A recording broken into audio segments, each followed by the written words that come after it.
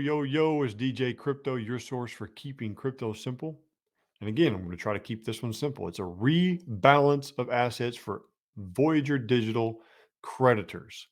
I just recorded a video about how to understand the claim um, percentage and all of that. So if you haven't watched that video, go check that one out. We'll put a link up above so that you can click and go on over before you watch this one. And I talked about the next video I was going to make was a rebalance of assets. Okay, so what's going on is Voyager Digital had lending to Three Arrows Capital. That lending primarily consisted of Bitcoin and USDC. They go running, they can't pay the bills, and therefore we have this huge hole of what was approximately 600 to 650 million dollars worth of Bitcoin and USDC. And because of that hole, plus the assets that they held, at the beginning of this bankruptcy process, we had about a 400-ish million-dollar hole to make up, and we had a long road since then. That's July 5th when that happened.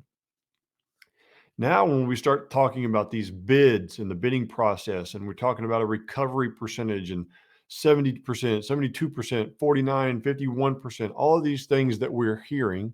And in my last video, I think the current on January 21st, we're probably somewhere around a 65% recovery.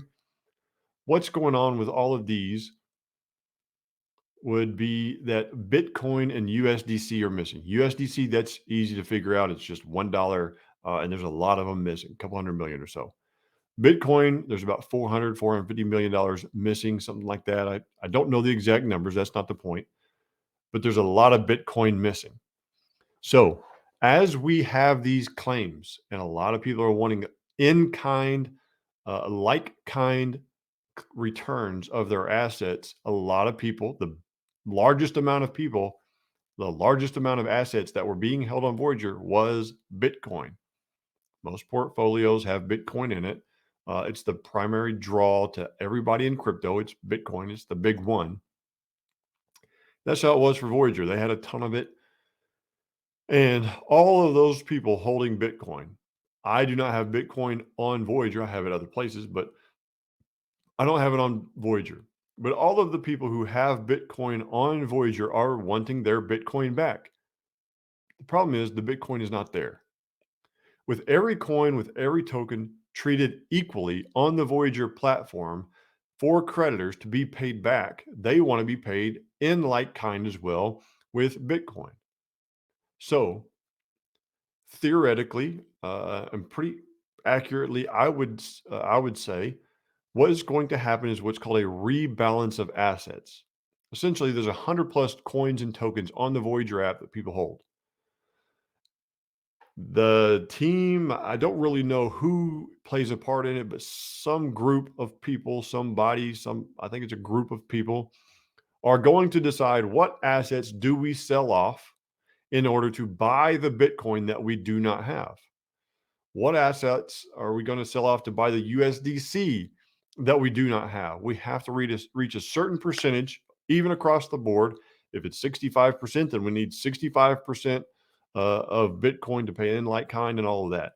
There's going to be a rebalance, a shuffle of assets. So you can't just say, I have Cardano and I have 1,000 Cardano. I deserve all my Cardano back. That may not happen.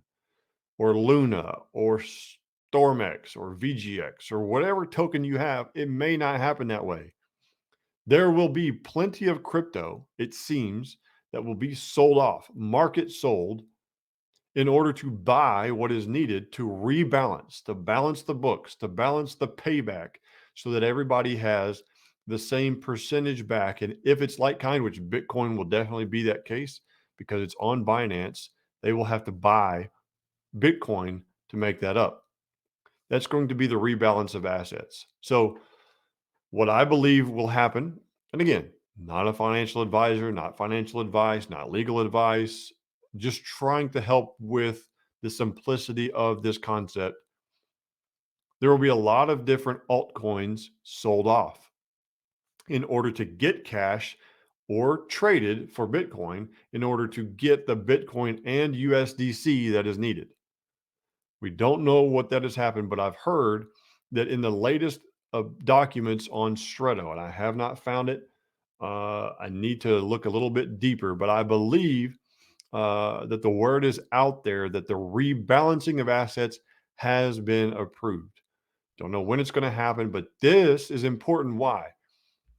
Because when that return of assets is locked in, most have been thinking that it's the close of the bid process when the assets transfer. But keep in mind, the assets will not transfer until you're ready to get them. But the price and the recovery percentage will be locked in before that. When is it going to happen? When this rebalance act happens. It has been approved, is the word on the street. So I need to check the documents further. I haven't had time to dig through all these pages. It's kind of ridiculous to keep track of or keep up with. But if somebody out there can find it, look for that approval in the motions for the rebalance to be approved. And when that happens at some random time, I don't know, that's when the percentage of recovery is going to be locked in. That's when they have the assets and the value all locked in and then can go on with the close. The close will not set that. The rebalance of assets. I think that's important. Let me know what you think or still question about this concept. Put it in the comments. We'll keep doing follow-up videos as we get more questions and comments in these videos to keep on trying to do more, to take what I mix up with my words or misconceptions or questions out there or rebuttals or whatever, and we'll go back at it and we'll talk about it some more. So it's going to be an evolving series of videos over the next few days, however long it takes. We're going to put them out there, little short videos. Hopefully, this one helps you of what's important. It doesn't affect you too much. It's just going to happen. So consider that. This is similar to what we talked about in FTX. They only held like FTX US only held a certain amount of crypto, maybe 20 to 22 coins of the Voyager app. This was a big deal because the rebalancing act would have happened to tokens that they don't hold, would have been sold off in order to support those they do hold so that people could get like kind assets depending on how the market had impacted the value of those assets. Sorry if that confused you, but that's kind of the plug in back to what we used to talk about months ago. That's what's going to happen. It's just fortunately, Binance, I believe, holds a lot more cryptos than what FTX US did. So let me know what you think. Let me know the questions. Put the hate down there, whatever you got to do, and I will see you all next time.